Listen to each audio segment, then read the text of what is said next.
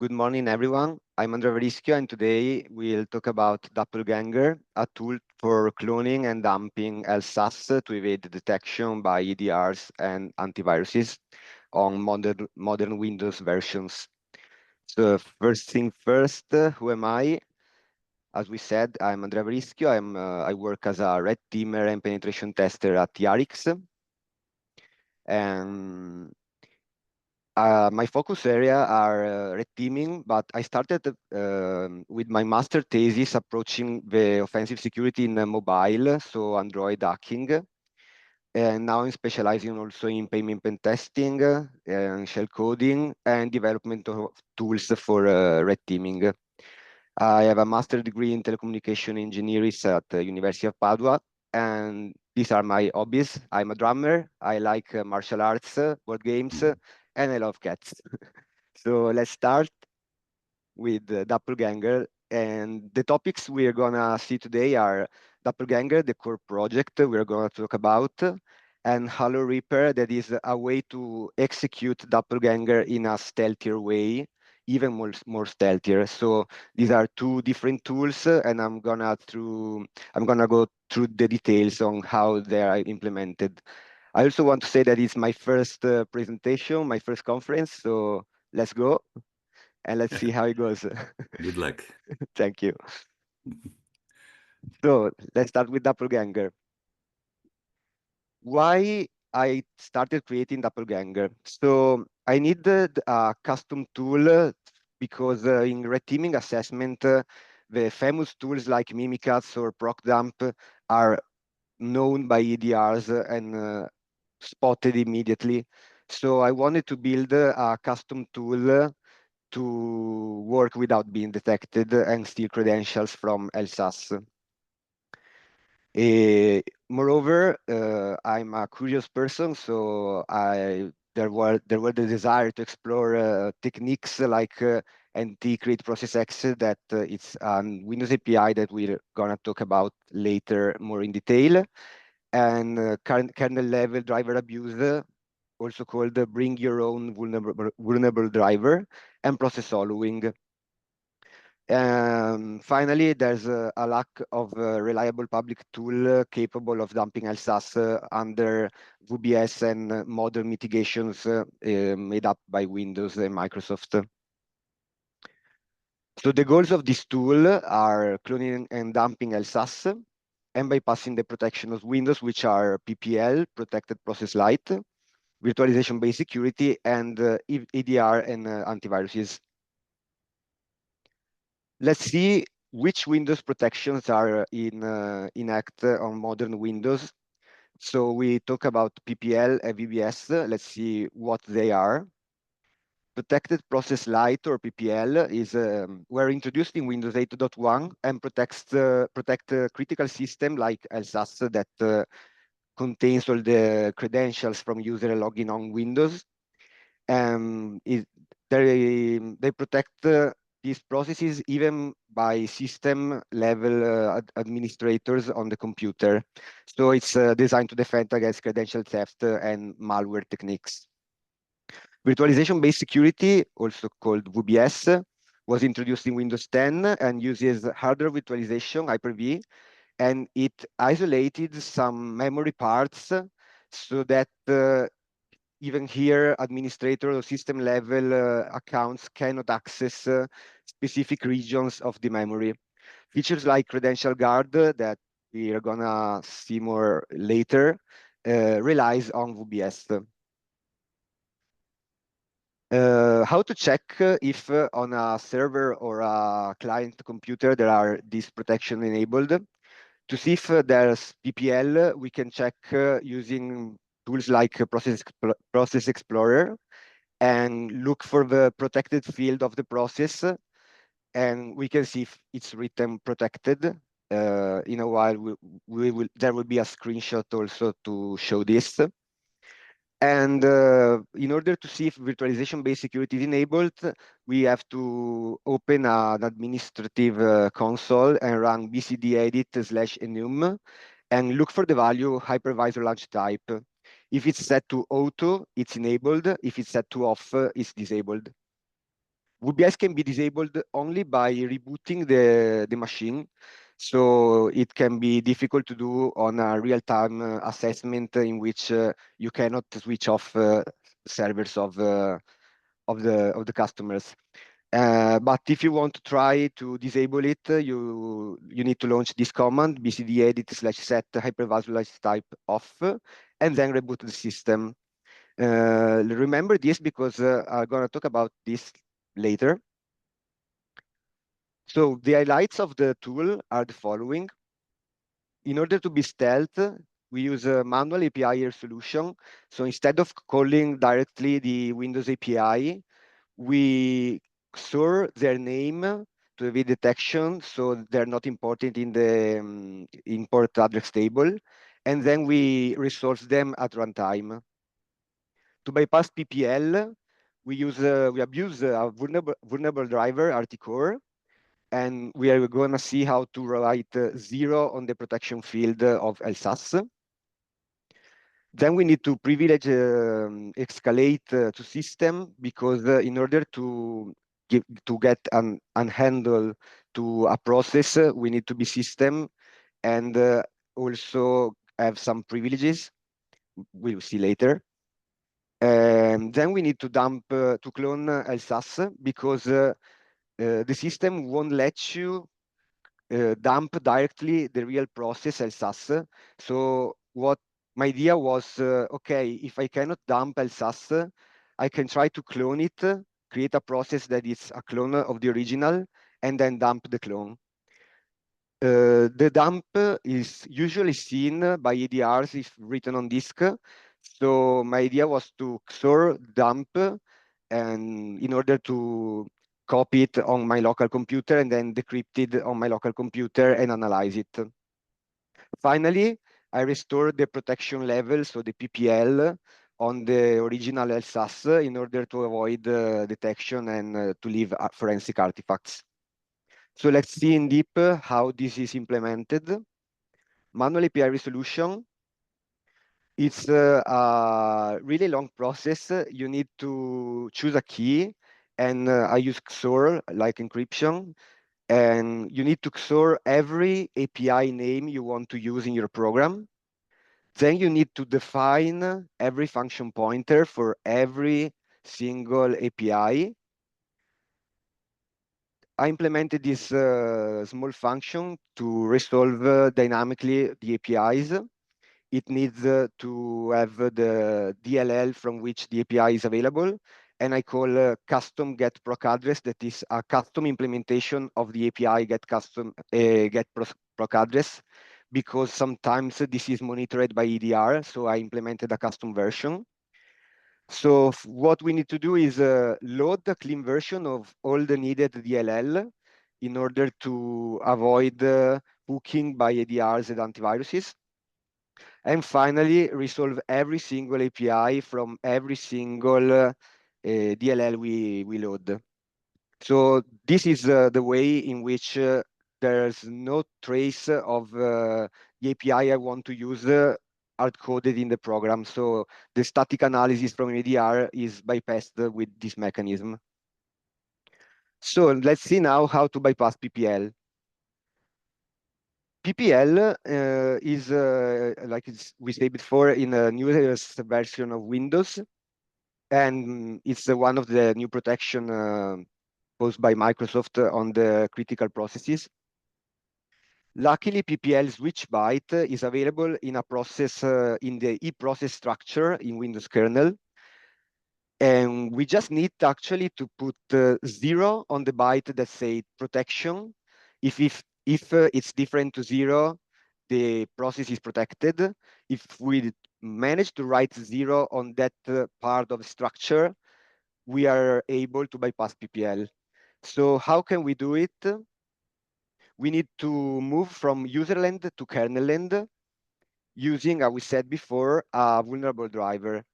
So I found out this driver that is vulnerable. This is a driver used by MSI for a program that lets you overclock the CPU. And it has a vulnerability that lets you write directly in memory.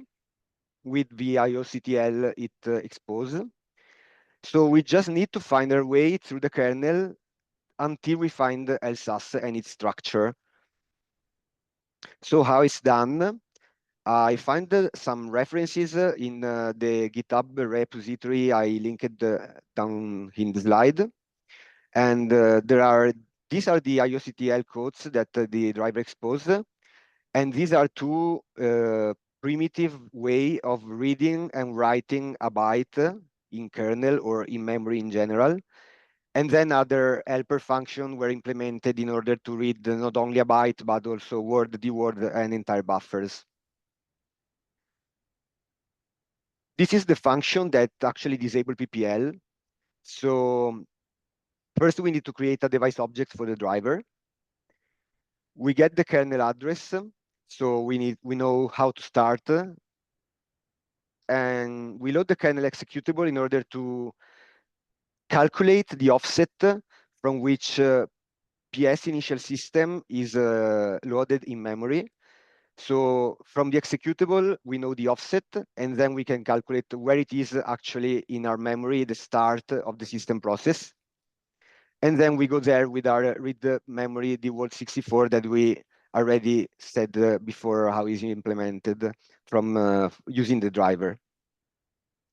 So Virgilio's project is really useful in this occasion because it has a list of all the structure of the kernel and its offsets divided by operating system. So the things we need are active process link, that is a double link list that linked to the next process and the previous process. So we need to cycle until we arrive to LSASS. But how we know when we arrive to LSASS? There's another field called image file name. So we can read it and look if the eProcess structure in which we are now is the structure of LSASS. Finally, what we really want is modify these three fields that are PPL related. In particular, the protection field. You can see there that is at the offset 5FA in this specific Windows version. So what I do is a cycle in which I go to the next process and to the next process and to the next process using active process link until I see that the eProcess structure is the one related to LSASS. Also, you can see that the LSASS string is encrypted in order to evade detection. Finally, when we are here, we can use the offset of the protection fields and write 0 through the write memory primitive we see before. So through the driver, we write 0 after saving the original values. Be aware that when you try an error, this process is really tedious because every time you read a wrong address in the memory, you crash your system. So don't try to do this on production servers, but be sure to test in a virtual machine on a controlled environment first. Then we need privilege escalation. We needed to get an handle to the real LSASS. How we do a privilege escalation is quite easy. Here we are in userland, we're not in kernel now.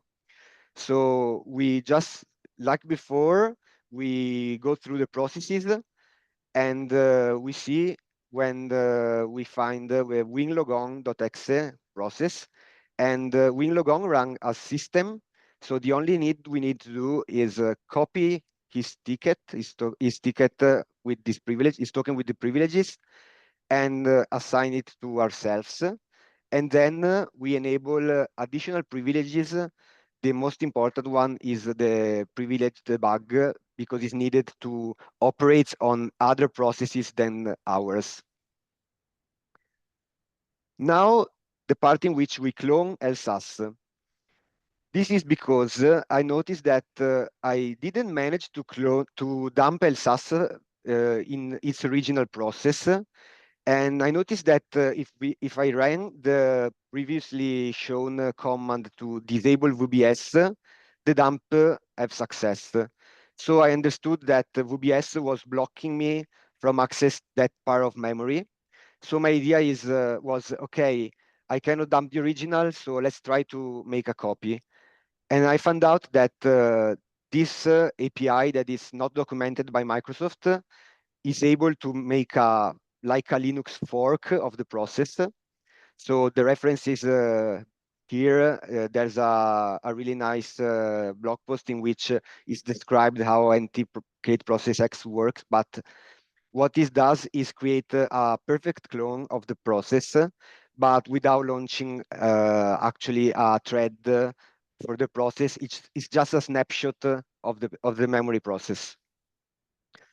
So this is how it's called inside the program. We see that we pass the handle to to a clone. It's where our clone will be written, and we pass the handle to LSASS, the original LSASS, in order to clone it.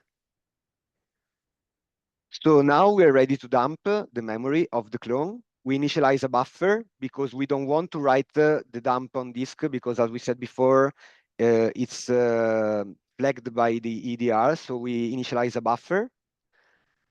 And then instead of pass the file path in which we want to write the dump, we pass null as third parameter. And we pass a MCI that it's a memory callback.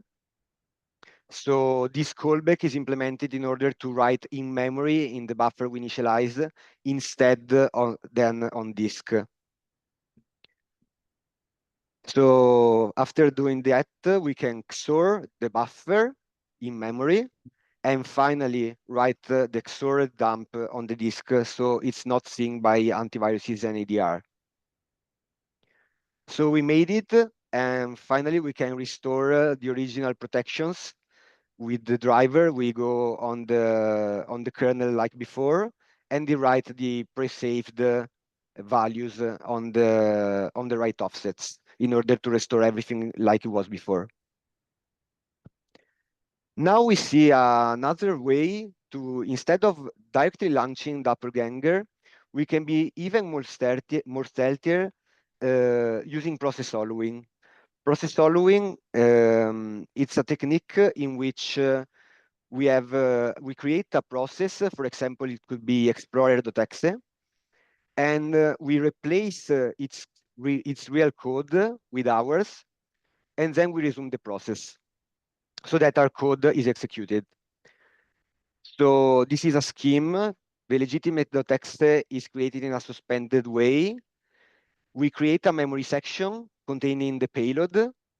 We map the section both to our process and to the remote process. The remote process, for example, explorer.exe.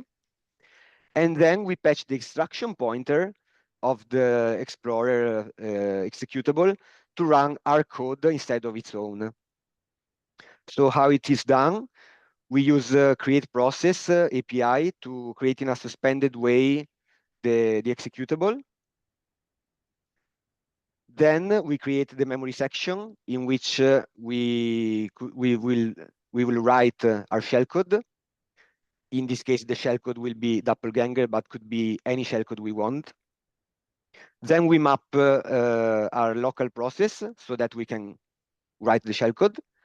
And finally, we map the remote process. Last thing to do is modify the instruction pointer of the remote process to point directly to our shellcode. And then we resume the thread so that our shellcode is executed. So all the code executed will seem to be executed from the explorer.exe, for example, instead that from our doppelganger.exe. So how we get the shellcode from Doppelganger? There's a nice tool called Donut. So the way we do it is we compile Doppelganger, the portable executable. We use Donut. We will see how to extract the shellcode. And then we need to XOR the shellcode also because EDRs actually notice every shellcode, even if it's launching the calculator if it's done with the donut. So we XOR our shellcode for this reason. Donut is really simple to use. We pass two parameters to say the architecture for the shellcode, in this case AMD64, and the format we want the shellcode be written in, but it's actually just for it's just a way to have write on a file. Then we need to copy it on HollowReaper. So in the GitHub repository, there's this utility called the XOR 20 char key pi that uses the same XOR key of Doppelganger. So it's used to actually XOR all the shellcode. And then finally, we can copy it inside the HollowReaper source code and then compile it. So now we execute and we see how it goes. So we call HollowReaper on explorer.exe. This start explorer.exe in a suspended way. It enabled all the privilege needed. And we see that Explorer will execute all shellcode. And we can be sure of this because Doppelganger have a log. So if that is written in C user public. So if we type the logs, we can see that everything went well. So Explorer launches Doppelganger that, as we see before, he sees and saves the original PPL values, Then it overwritten them with zeros, clone the process, dump a XOR version of LSASS memory, and then restored all the values in the original LSASS process. So here is a screenshot in which LSASS, we can see it's protected. We use Process Explorer to see it. And we see that in the protection field, there's a PS protected Steiner LSA light. I run my program without, so commenting the part in which I restore the original values and rerun Process Explorer to see that now the protection value is disabled. So everything worked well and we disabled the protection. And we can, in the repo, there's also a utility that lets you decrypt the dump that, as we said before, was encrypted in order to not be seen by TDRs. And finally, we can use tools like PyPyCats to get all the secrets. We can see that there's an error in which there's no APB because the clone is not running, actually, is just a snapshot. But this is not a problem because PyPyCats is able to get all the secrets anyway. So we see how the repository is done. So if you want to use it, it's easier to use. So we have Doppelganger that we see that obtain the system token, bypass PPL, clone LSASS, and dump it. We have HollowReaper.c, in which we can put the shellcode taken from Doppelganger. We have XOR 20 char key.py that XOR the shellcode in order to put it inside HollowReaper C code. And there's the decrypt XOR dump that unxor the dump we did before. This must be done locally so that the ADR on the machine won't notice it. And there's also the driver, so you can download the driver and try to use it to bypass PPL. So which are the take-home messages from this project? I learned that dumping LSASS from memory is becoming more and more difficult. The driver can be seen by some EDR. So while Doppelganger is totally stealth, the driver could be seen as a dangerous driver from some EDRs. The software, however, runs undetected by some security solutions. And we learn how to use a vulnerable driver to disable PPL and use process cloning to bypass VBS. Credential guard, however, is the final boss, we can say. And if it's enabled, some credentials are not available in the dump. However, I noticed that credential guard is really difficult to enable on a server it's more likely that it's present on clients. So on servers, we can safely say that it's disabled because we need double virtualization in order to enable it. So some to do for me are explore new vulnerable drivers, understand better the various Windows security measures, for example, credential guard, and see if we can try to bypass it. So the difficult part is that everything runs inside a virtual machine owned by Microsoft. So we need to find a way to enter in this virtual machine and steal the credentials that are actually protected in LSA ISO. And finally, these are the repository on GitHub and the blog post talking about this. Last thing I want to say, because I added it yesterday, I noticed that pipecats cannot cannot recover the Kerberos tickets inside the dumps done on Windows 11. But I managed to extract it in a raw way, but it works.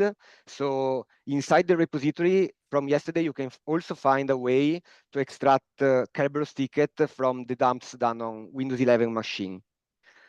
And that's all. Thank you very much.